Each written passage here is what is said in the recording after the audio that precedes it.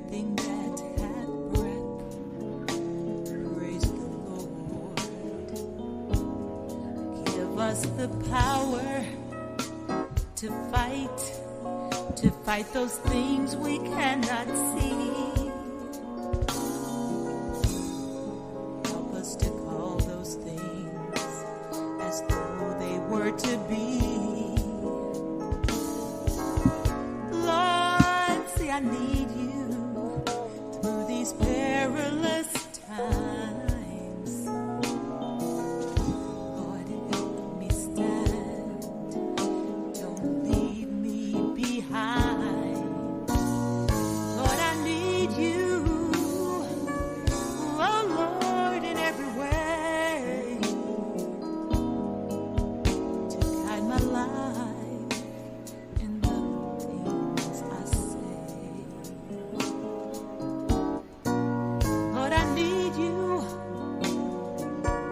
Oh, Lord, in every way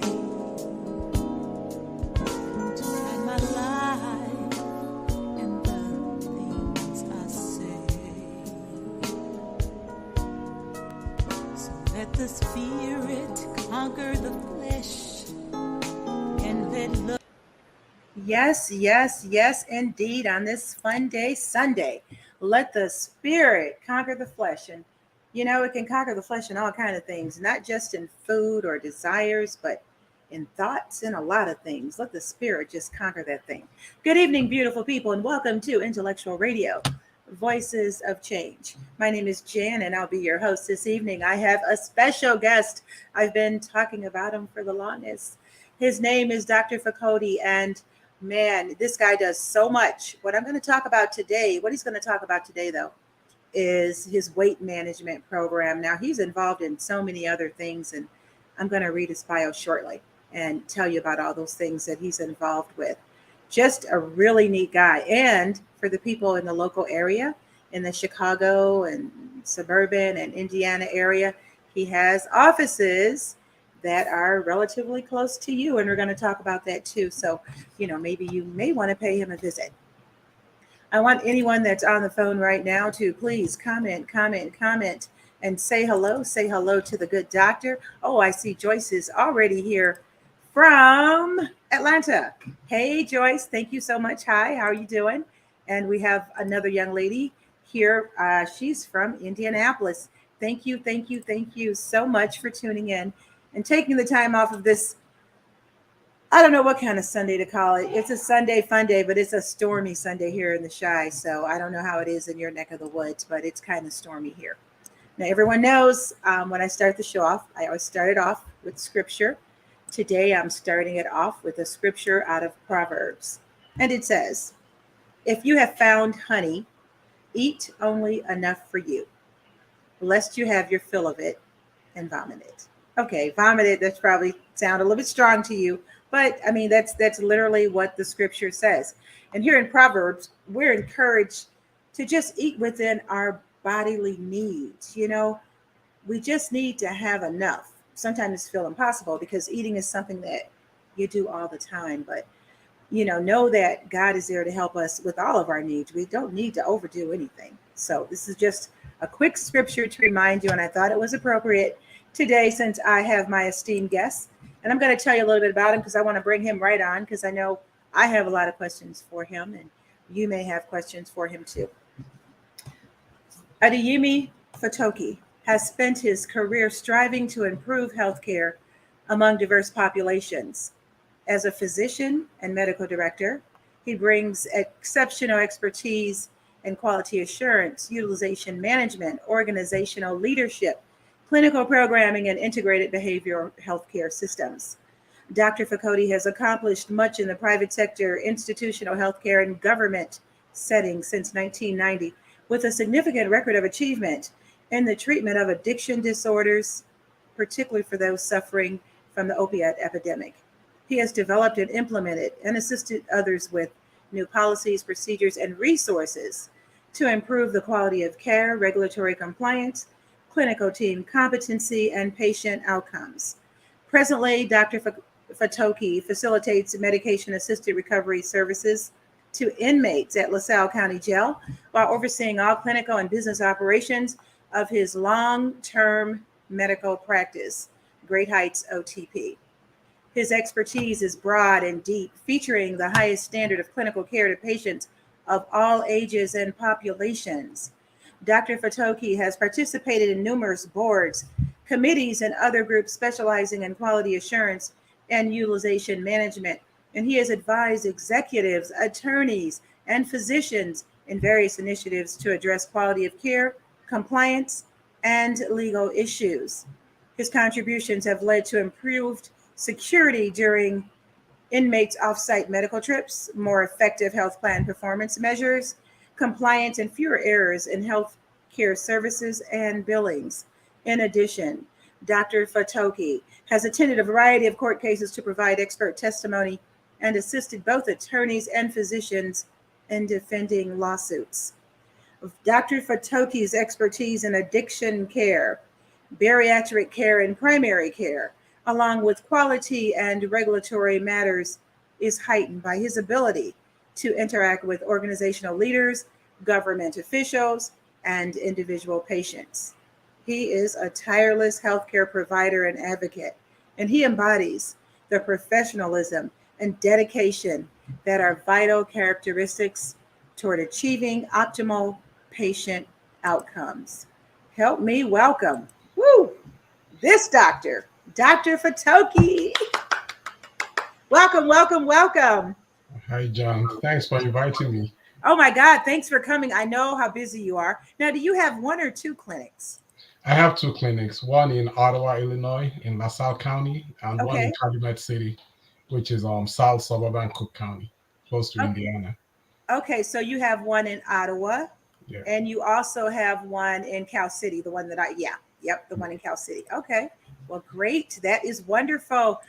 Now, I just have a question because you're so multifaceted, and you're doing all that work with addiction. Is that how you kind of got into weight management? Because that's an addictive disorder. That's part of it, but I also struggle with my weight. So I've struggled with my weight for years. And I remember when I was training at Cook County Hospital, after medical school, I think I weighed about 175 pounds. And one of my attending physicians, who was quite heavy at the time, he called me to the side and said, "Watch yourself, because when I was a resident, I was your size, and look at how big I am now. He said, Oh, watch it, otherwise you're going to have a problem." And by the time I was done with residency, I think I went from 175 to like 235 pounds.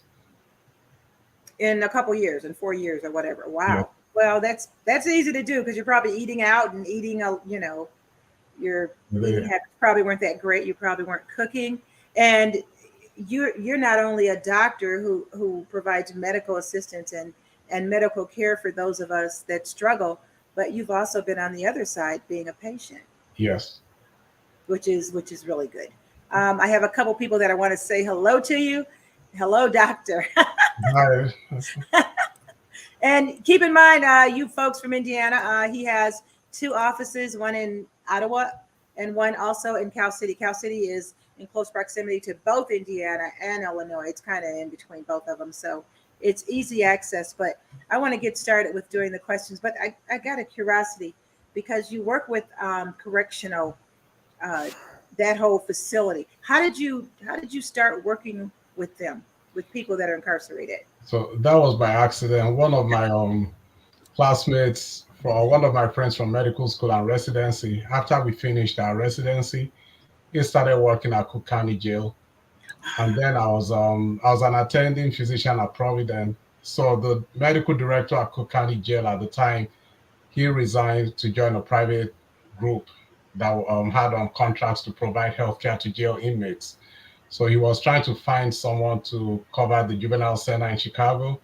And then he happened to talk to my friend who said, "Call Fatoki, he'll do anything." So he volunteered you. Get Yeah, so Fatoki, he'll that's do how I it. ended up there. And then I ended up liking it. It was just different. And a lot of the inmates, they have problems with addiction, they have issues, but once they've been detoxed and they're calm, I recognize that they were just normal human beings like you and I. And so I that really fascinated me. It's like they come in when they are withdrawing from drugs or they are high on drugs, their behavior is different. But once they've been detoxed of the drugs and their issues are being addressed, they're actually very normal, intelligent people. And that's really what got me into the correctional system.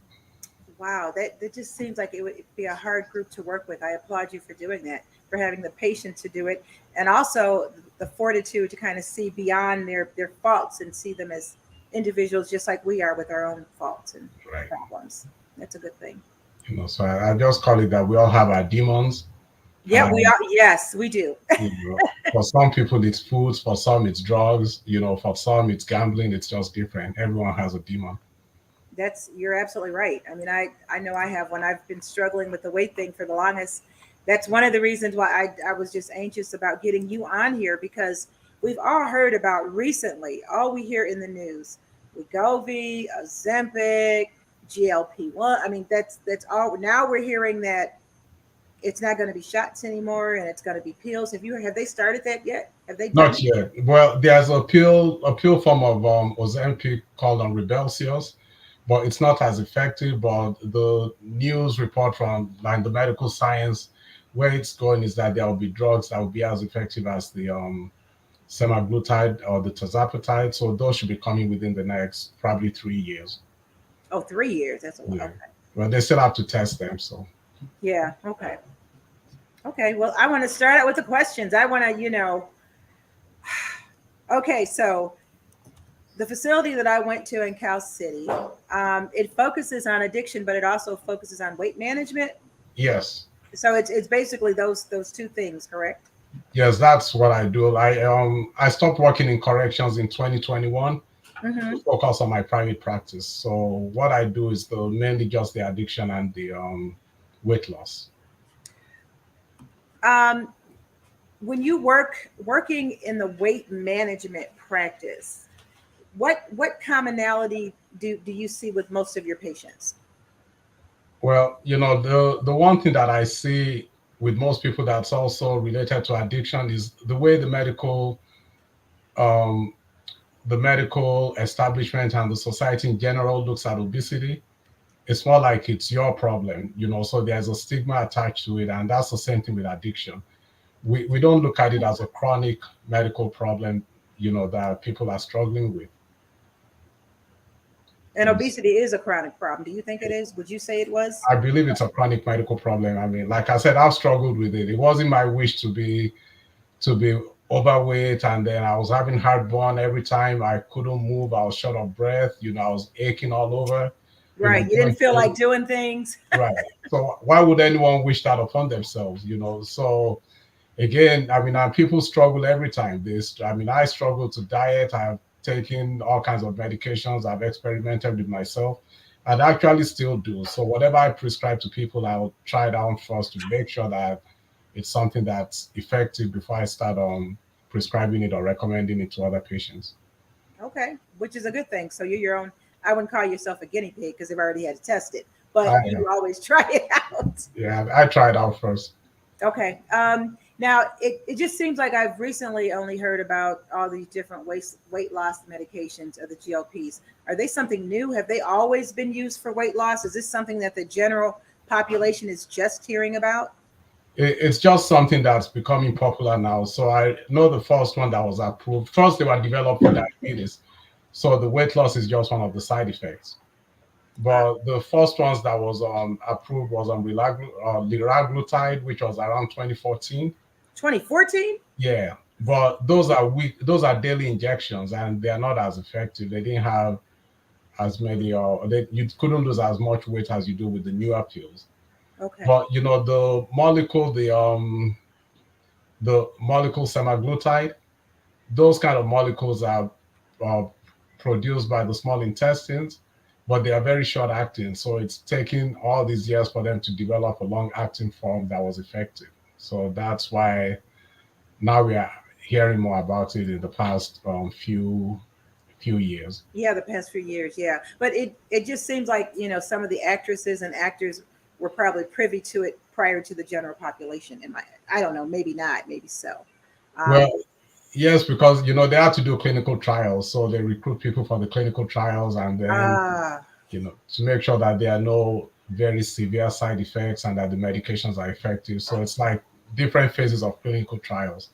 So if they find it's effective, less side effects, and then they're comparing it to a placebo, so then they'll move on to the next phase before they release it. hmm, okay.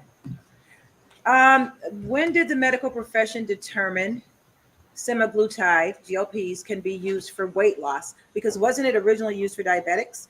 It was, but I remember going to weight loss conferences as far back as 2007, where they Seven. were where they were talking about these drugs.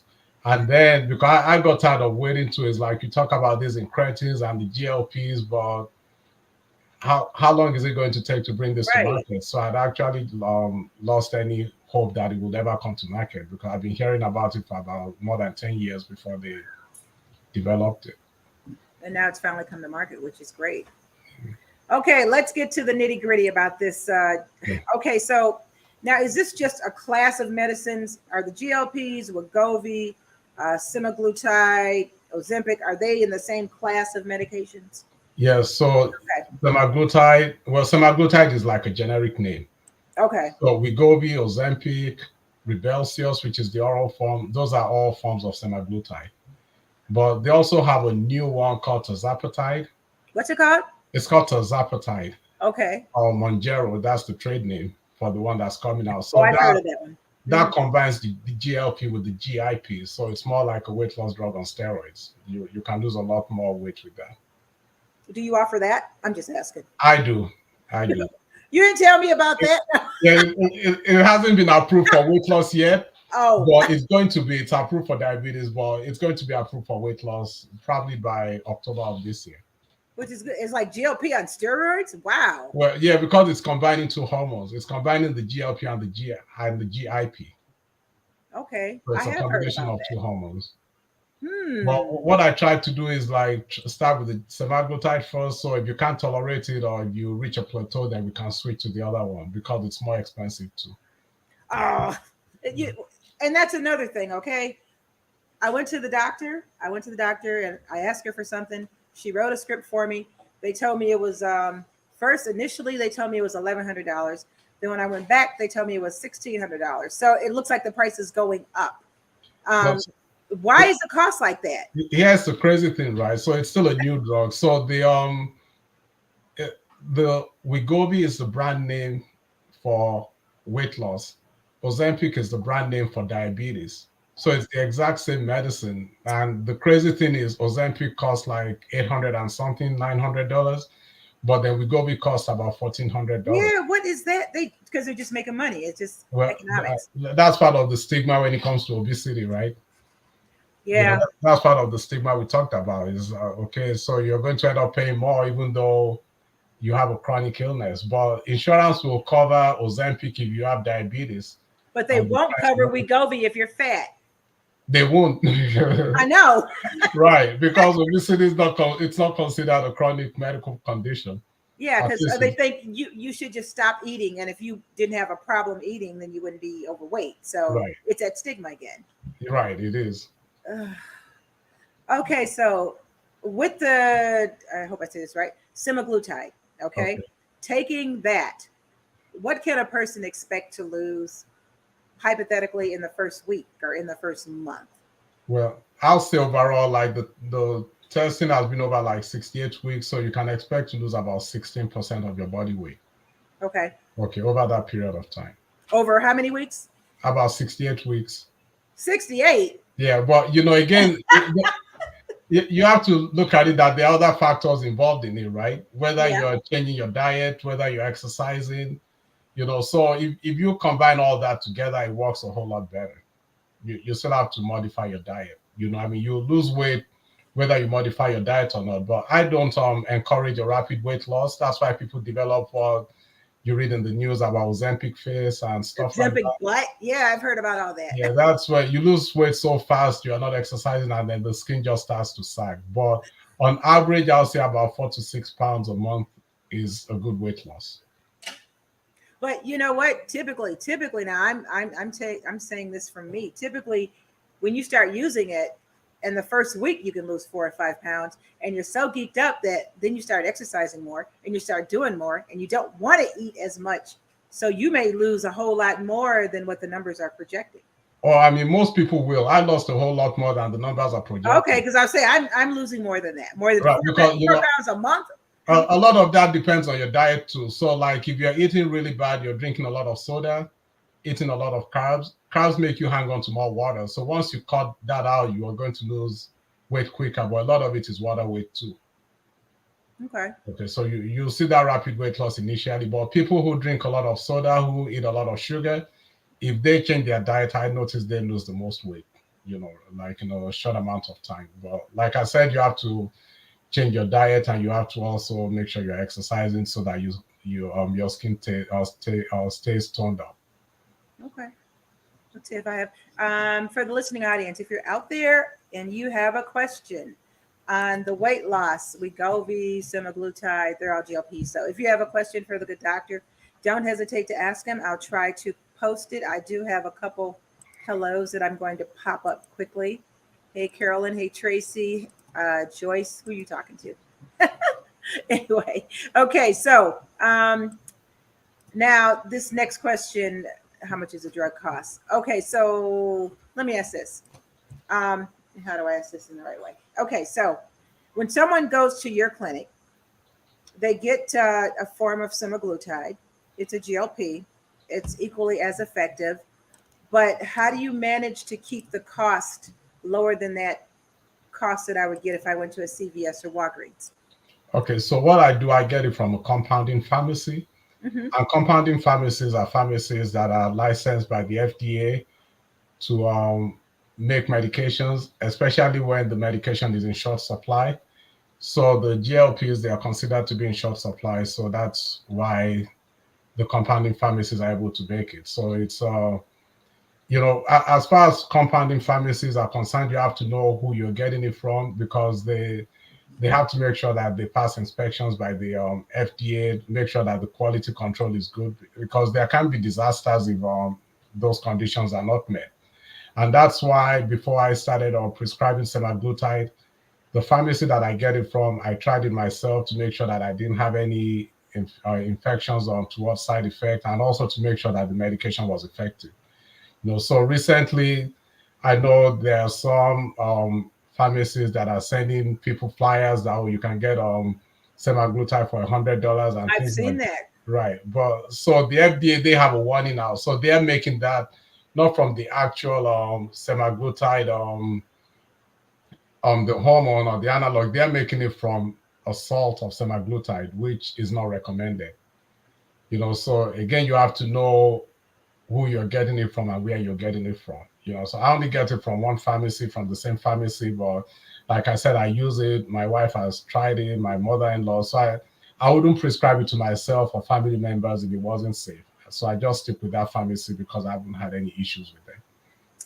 That was going to be my next question, because I have seen the ads for $100 a month, 100, and I'm like, how are they doing that? They're probably not even FDA approved. Right, they're using the salt and Oh, not the actual semaglutide. okay. Now let me see what else. Any questions from the audience? Audience, you're just listening. Okay.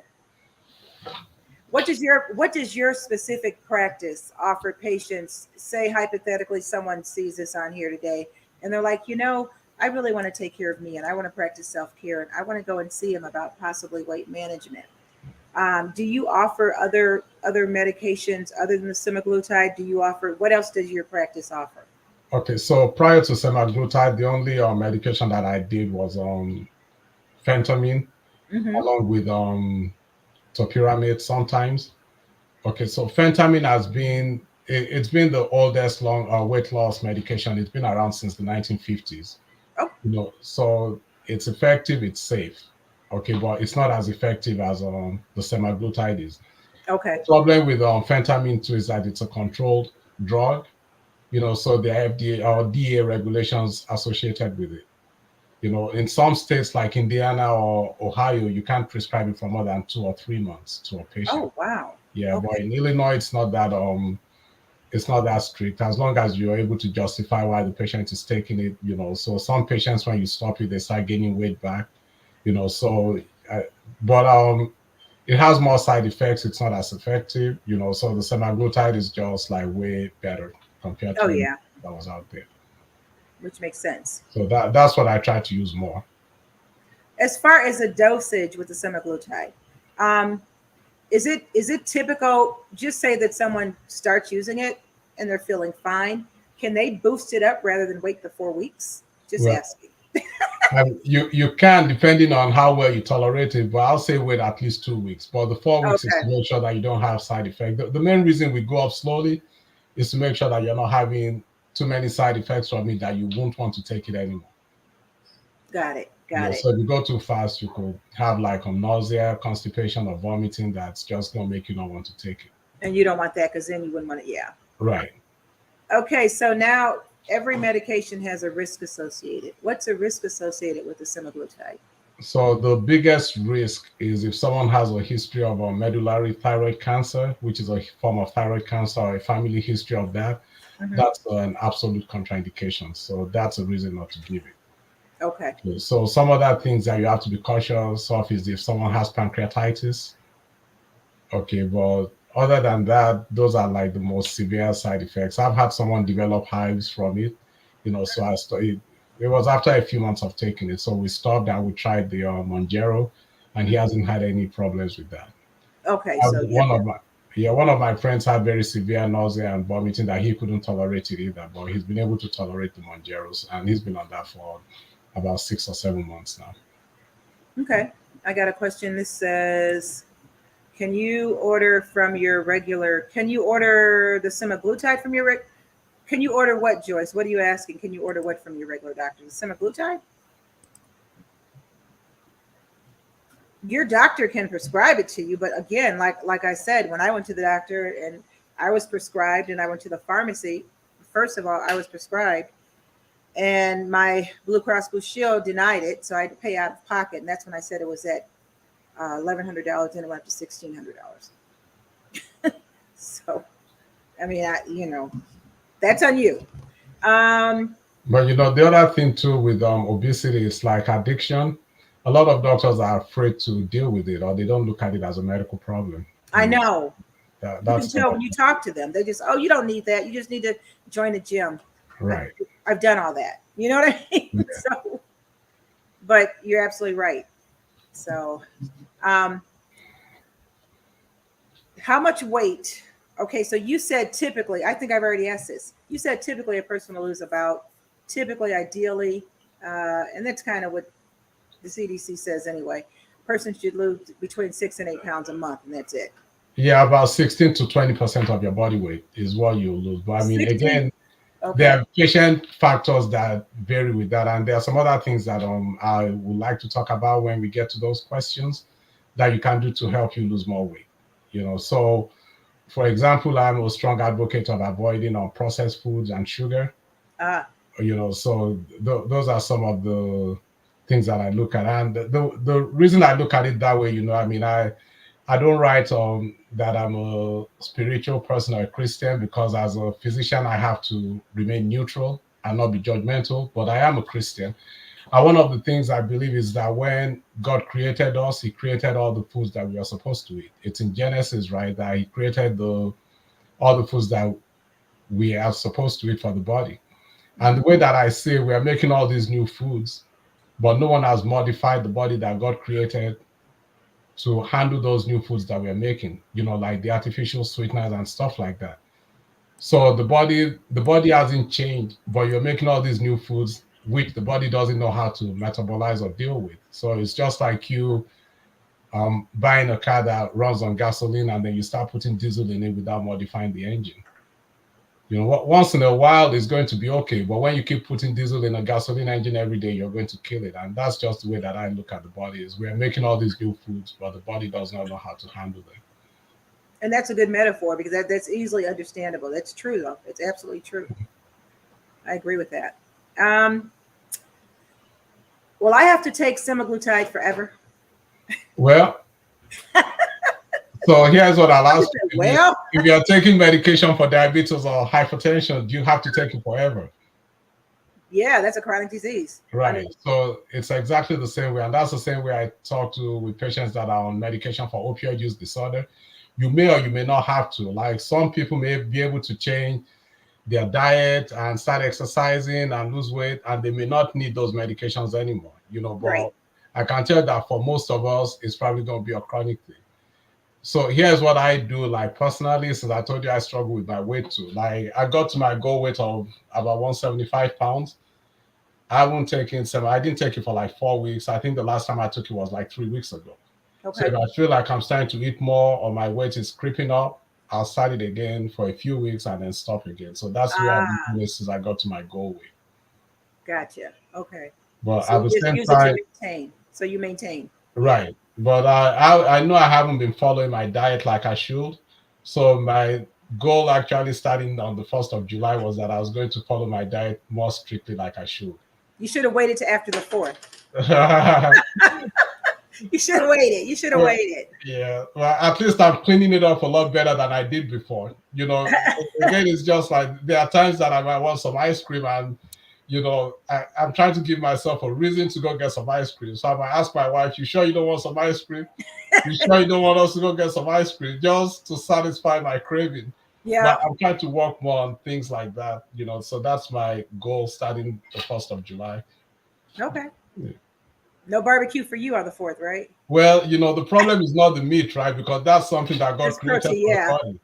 It's all the other stuff that comes with it, like the sweets and the sauce and everything else that you put in it.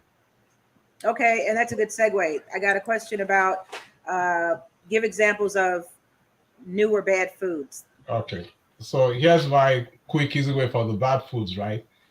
Anything that's in a box that sits on a shelf that you read the ingredients and you don't know what they're talking about, it's probably something you shouldn't be eating. Where you have things that you put on the shelf that don't spoil, then it's probably not Oh that. yeah. Okay, but that's one of the things I do. I read the ingredients. You see things like FD&C yellow and all this crazy stuff in the ingredients. If I don't know what it is, I don't eat it. So the simpler, the better. So you're basically talking about whole foods, like vegetables and whole foods, meats. But Right, because if you're talking about vegetables. sweets are bad, or anything that's on the shelf that you don't. I mean, and there's so many of those canned foods that it's like, how does that stay good? How can I still eat it 20 years from Right, or those protein bars that if you look at the ingredients, it's just got stuff that you don't even have an idea what it is, and you can Google some of it and see, what's FD&C yellow. I have no idea what that is. It's a food, some kind of food coloring or aspartame, and just things Yeah, like what that. is that? What is that? I Aspartame never is a did. sweetener, but a lot of those sweeteners, like the artificial sweeteners, they're like 400 times sweeter than sugar is. Then they're worse than just drinking the regular whatever. That's the way that I look at it. I'd rather drink the regular stuff than do the stuff with the artificial stuff in it. But it was in 2007 that I learned what sugar does to you. That's when I stopped drinking soda. I mean, What does sugar do? I couldn't drive 20 miles without drinking a can of Coke because I'll be so sleepy. But once I cut it off, I've been able to avoid it. What did your conference in 2007 tell you about sugar? Okay, so that there were two. There's this guy named Dr. Yodkin. Hmm. So he wrote books and did a lot of research on sugar. He was from England in the 60s. In the 60s, there were two dwelling thoughts about obesity and heart disease. So one was that it was sugar, the other one was that it was fat. So it was more political. The people that said it was fat, they won out. So that's why they started pushing all this low fat, this low fat, that. Right. But Dr. Yodkin, at that time, he was ostracized and made to look like he didn't know what he was talking about. But the more we've done low fat, the more we've had problems with obesity. If something has low fat, for it to taste good, they're putting other things like sugar and other stuff into it. Otherwise, the taste is just nasty. Okay, but if you look at it, the more we've pushed the low fat, the more people have become diabetic, the more people have had heart disease, the more people have had obesity. So you think the real culprit is sugar compared to fat? Yes, Really? yes. Sugar? Oh. Yeah, I think the problem is more sugar. And that's the way that I eat for the most part, like now. So if I'm eating a lot of processed foods and things that have in between 2000 or 2010 and 2012, I worked at the VA in Florida. Mm-hmm. So one of the things that I noticed, I had two patients, right?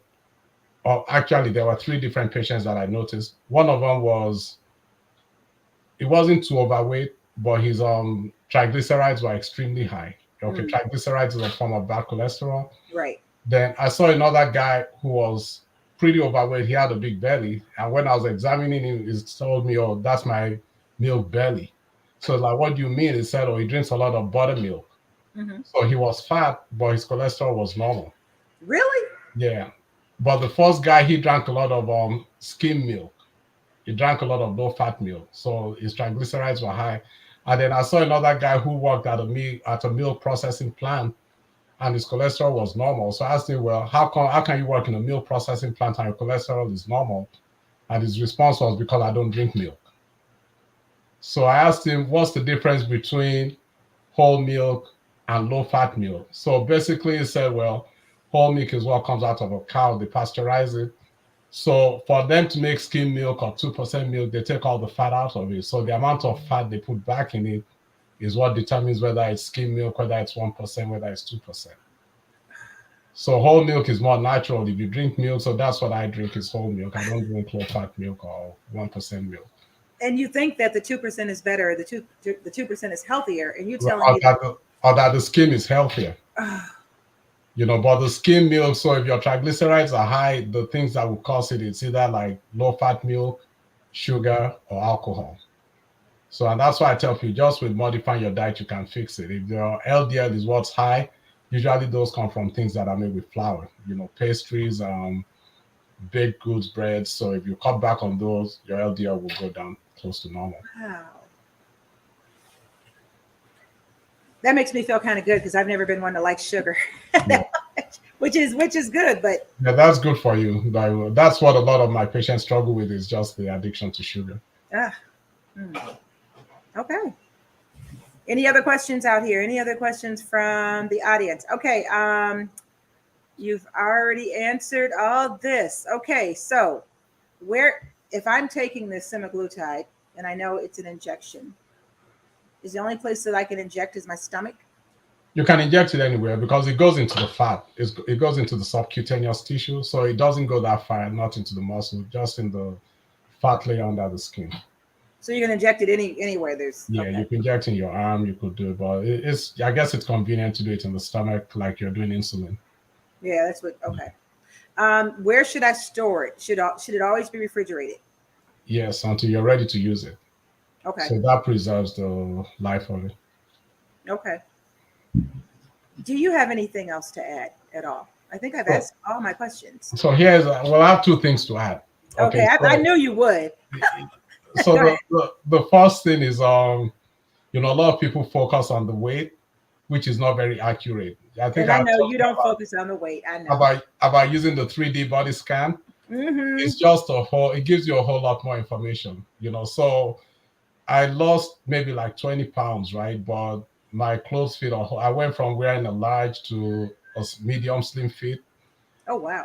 So and when you look on the 3D scan, I don't know if I showed you what my results were, Jan. You could see the difference. You You could see the did. trend. The shape, the body. Yeah. Right. So it's pretty obvious. So that's a more accurate way to look at it because as you lose weight and you lose more fat, if you're exercising, you are going to get muscle, and muscle weighs more than fat does.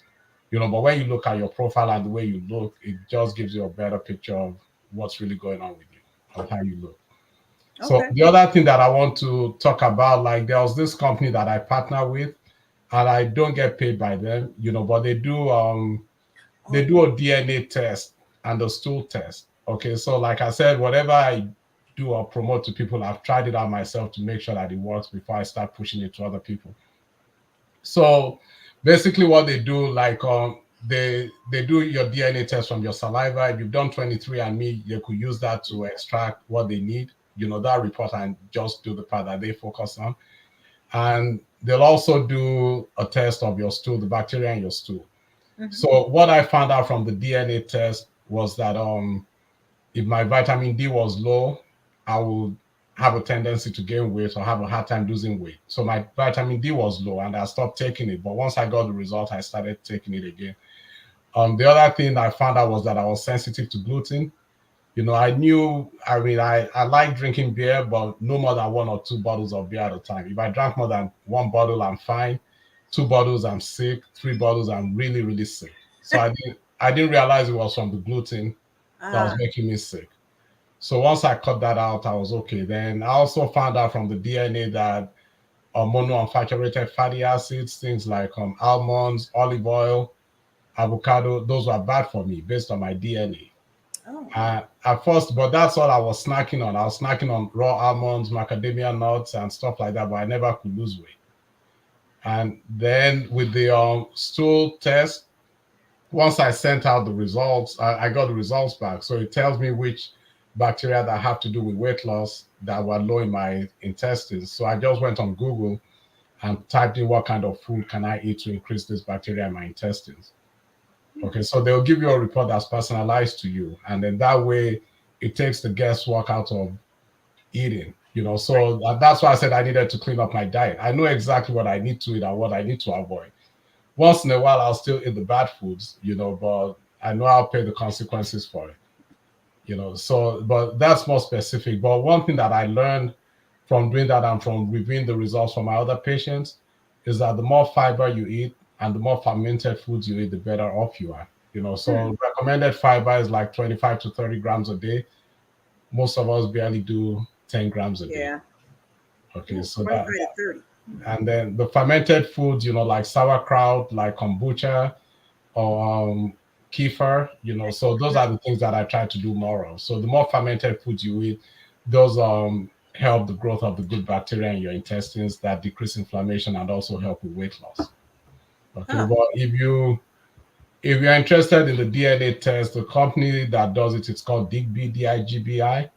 Like I said, I don't get money from them, but it just makes it easier for me to tell my patients what to eat. That way I'm not guessing. And then they also assign a coach to work with you. If you do it through my website, they'll give you $150 off. So it's going to be $350 instead of their $500. So it would normally cost $500, but it would, off your website, it would cost $350. Yeah. But I just use it just as a service to help my patients. And it's also helping me because I don't have to guess about telling you, cut out carbs and do this, because it doesn't really follow. Like my sister, she was doing like a low carb diet forever, and I convinced her to finally do the DNA test. And then she found out that carbs were not her problem. So based on her DNA, she could eat carbs. Well, once she got that done, like she's able to maintain her weight within like 3 to 4 pounds, just eating based on the DNA and the stool analysis. What is your website? It's called great-heights.com, great-heights.com. And then you just go to the weight loss section, and then the links will take you to the Digby site. Okay. Yeah, so did I think about writing a book? I wrote a book years ago, but it's been out of print. So this was it. Oh, you did write a book. Yeah, but that was so. It's all about the third? Yeah, that was 10 years ago. So basically, instead of counting calories and all that, what I advocate is like a thought of what you eat should be fiber, a thought should be like your protein, and the third should be your carbs. So if you try to balance it that way. So for example, if I go out to eat, I might get some mashed potatoes, get some green beans or spinach, and then get some meat. So try to proportion it like a third. And balance it. Right. So that you don't have to count calories or do anything crazy. But there's newer information now with some of the things we are talking about with the semaglutide and also the DNA testing. And I'm going to, for anybody who's interested, I'm going to put your office phone. Your office phone number on here. It's 708 something? 862-8156. Okay. Again, if anyone is interested, he has offices in Ottawa. I'm not even sure where Ottawa's at, but also in Calumet City, which is in proximity of Chicago as well as Indiana. Let me ask you this. What if a person lives in, say, a couple hours away, but they come here sometimes? How often would they have to see you? Well, it depends. So I actually have some friends and relatives that are on semaglutide that live out of town and out of state. That's what I'm thinking. Yeah. So what I do is I do a like a video visit Ah, with them, and then if the pharmacy can ship to those states, the pharmacy has licenses in some states, so we'll do like a video visit and then I'll send it. But okay. again, I guess this is more like a mission for me, which probably shouldn't be saying this. I try to work with people to help them out, like depending on what they can afford, and so sometimes I might give people discounts and stuff. You shouldn't have said that. You said that to the wrong girl. And I said the wrong thing. So uh, I actually have like maybe 5 or 6 patients in Atlanta. So my sister-in-law is there. One of my best friends from childhood is there. So I do see them. We do video visits, and the pharmacy is able to send the medication to them directly. So the thing with the compounding pharmacy is that they have to have your name, they have to have all your information because they're making the medication specially for you. So if there's a problem, they can, contact you with the lot number and things like that. right. Okay. All right. I don't think we have. If we have any more questions, you can put down your questions. If not, I'm going to let the good doctor. I know he's busy and this is a holiday and he wants to be with his family. I appreciate him so much coming and talking with us. I may ask him to come back again because people just always think about questions after the fact. Sounds like a plan. Yep, I hear you. So, And if they have any questions, they can email me at info@great-heights.com. It will come directly to my email. info@great-heights.com. Okay. Okay. Well, thanks. All right. Thank you so much. I appreciate you so much for taking the time to be on here during the holiday weekend. Thank you again. Stay dry, and I look forward to seeing you in the next what? I'm in my 4th week now. I guess soon. Okay. Right. All right. Take care. Well, yeah, so it's working out okay for you? Oh, I'm loving it. Okay. I just kind of want to give myself a little bit more, though. Thanks for the compliments, and thanks for no, seriously. It even has me. It has me walking more and even working out more. So great. So that's why when you said 4 pounds, are you kidding? I lost more than 4 pounds the first week. Oh, probably because I started eating different. You don't have to be conservative so that I'm not putting out false information. Right. Giving people false hope. So. And they're going to be following me. So 6 months from now, when they say, "Girl, what did you do?" I'll be like, "Remember that doctor I had on there? I have to bring him back." All right. Thanks a lot. Okay. Thank you so much. It was a pleasure. All right. Bye-bye. Okay. Enjoy your family. Bye-bye. Thanks. You too. Oh boy, that was fun. That was fun. Okay, so I have information down there for everyone. And definitely call him. He's really nice. And what he didn't tell you is that he's really thorough. When I went to him, I just left Loyola. I just went to my doctor. I said, you don't need to do anything because I just went to the doctor. And what did he do? He did the, physical thing. And anyway, whatever. So don't let him just say that he just talks to you on Zoom or whatever. He's very thorough. But I could talk about him since he's not on the line right now. But anyway. So we only have like 12 more minutes to go. And there's a couple things that I did want to talk about. Normally I do a news you can use, but because the good doctor was on here, I certainly wanted to have him on here first and then go to these news stories. Everyone knows what's been going on, and we're going to talk about that for a minute. If you have any comments on it, don't hesitate. You know how we are. We're interactive. You're my co-host, and I need you to make this thing work. Quick news. The Supreme Court's ruling Friday in favor. Oh, I don't want to start out with that one. Oh, no. Oh, no. Okay, so the one I want to start out with is, let's see. Here we go. Higher education and civil rights. That's the one I want to start out with. I know everybody just can't wait to talk about that. Higher education and civil rights leaders worry that the Supreme Court ruling on affirmative action may embolden those with hate in their minds to disenfranchise students of color attending elite colleges. Speaking to reporters on Friday morning, leaders from across the country responded to the ruling, determining that selective colleges and universities can't use race as a factor in admissions. They also outlined what the decision means and doesn't mean for students in higher ed. The court effectively ended a 45-year precedent. 45 years. We should all be clear that that's how far backward the majority decision takes us.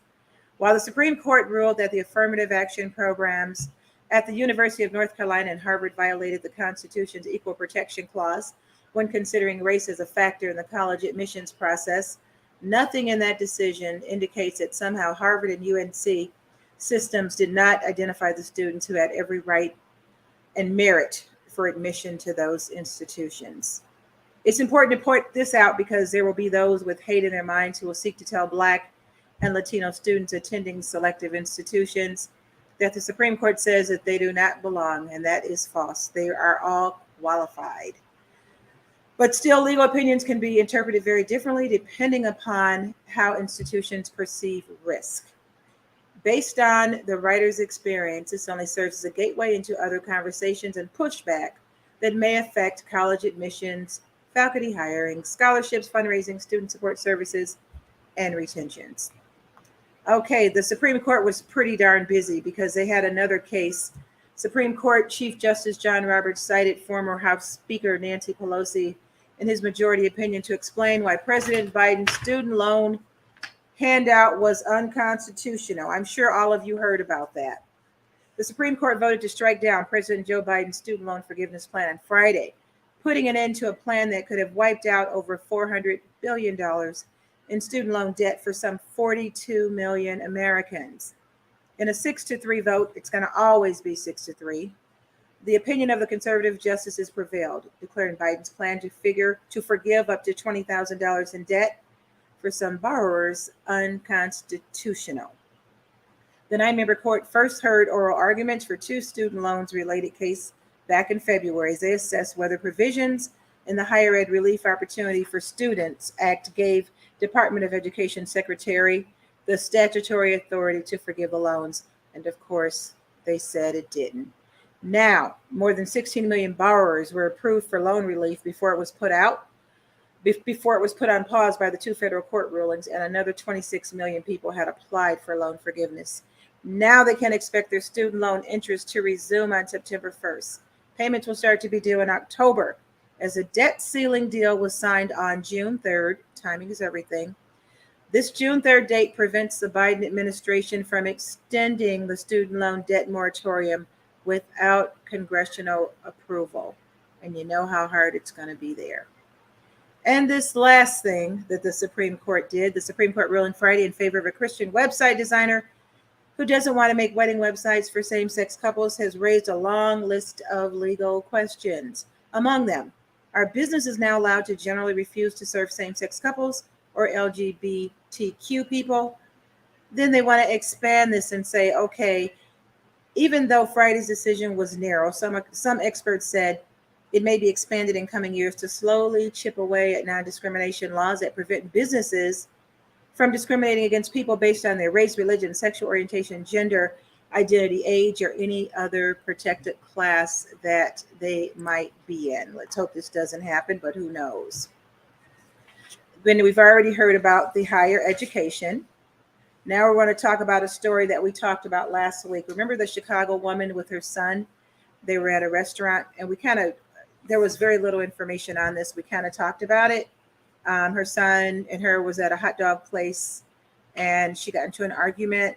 A Chicago woman who was arrested for murder after allegedly ordering her 14-year-old son to shoot a man dead in a fast food eatery was freed on Monday after prosecutors dropped the charges against her and the teen. Carlisha Hood, 35, and her son had both been charged with first-degree murder last week for the June 18th death of Jeremy Brown, 32, at the hot dog joint Maxwell Street Express. Hood and Brown had gotten into an argument while waiting for food, and the mother allegedly texted her son, who was waiting in the car, to come help her. The young teen has been accused of gunning down the man with his mother's firearm at her order. However, new evidence came to light over the weekend that made the Cook County State's Attorney Office reconsider the charges. A previously released video of Brown brutally beating Hood in the head inside the restaurant began circulating on social media. And luckily, our Kim Fox saw that video and said, no, we can't do that. They said, based upon our continued review and in light of emerging evidence, today the Cook County State's Attorney Office have moved to dismiss the charges against Miss Hood and her 14-year-old son. Both Hood, who was being held on $3 million bond, and her son, who is being held without bail in a juvie center, was released on Monday after all charges were dropped. For anyone who was walking around downtown Tuesday, you're going to understand this. Millions of Americans are on alert for unhealthy air quality as smoke from wildfire in neighboring Canada drifts to the U.S. Weeks after wildfire smoke from fires burning in Canada blanketed much of the East Coast with hazy orange skies and unsafe air quality, parts of the Midwest were startled Tuesday as Chicago and Detroit saw the worst air quality in the world. And it was. I could taste it. Thick smoke clogged the sky in Chicago early Tuesday with a gray haze, limiting visibility and a faint burning smell. Faint? No, it wasn't faint. It was strong. Filled the air as residents commuted to work. In downtown Detroit, smoke could be seen lingering over the skyline, and the National Weather Service issued an air quality advisory. These wildfires have burned a record of 20 million acres across Canada so far this year with no end in sight. There are currently 500 active wildfires throughout the country, and more than 250 have been deemed out of control, according to the Canadian Interagency Forest Fire Center. The smoke has been making its way to the U.S. for over a month. My question is, how do the kids say, is it done yet? Is it done yet? Is it done yet? I'm just hoping that it's done. And now for the last thing that I just want to talk about just for a hot minute was, I know most of you have heard about all the stuff that's going on in France. Their rioting, it has a flavor, a feel of George Floyd. Seriously, it's really bad. Apparently, there was a 17-year-old. He was of Algerian and Moroccan descent, so that's North and Northwest Africa. He's probably Arab looking, and the police stopped him. Apparently, he attempted to comply. He was no threat, and they killed him. And the people there are snapping, just like we did during the George Floyd days. So we're just hoping for, I don't know, I could just say that we're hoping for peace, but we're also hoping for people that have the power and people that can pull the triggers, that they don't be so trigger happy and that they don't just automatically perceive certain marginalized people in a certain way and that this stops. I mean, it's been going on forever. And I got 2 minutes to spare. Got through some of the hot news stories, got through the good doctor, and got through most of your comments. So I'm so glad that you were on here and so glad you took the time. Hopefully the weather's nice there and it's not raining or doing anything crazy. But I'll see you next week. And next week, my special guest, it'll be Relationship Sunday, and you know who that, but we're not going to be talking about cheating. It'll be Khalid. I'm not really sure what he's going to talk about. He's a therapist. For those days that he's here, I'm just sitting back, asking questions. So it's kind of a joy for me. But hopefully all of you will be here, and hopefully you'll tell someone, and hopefully you'll bring a friend. And Romaine, thank you. It's always good. And my time is up. Yep, just about. I appreciate all of you, and I'm hoping that all of you have a great week ahead. You never know what you're going to wake up to. We're just glad to just be here. So you guys take care, and hopefully I will see you next week at the same time with Mr. Khalid. Have a blessed week.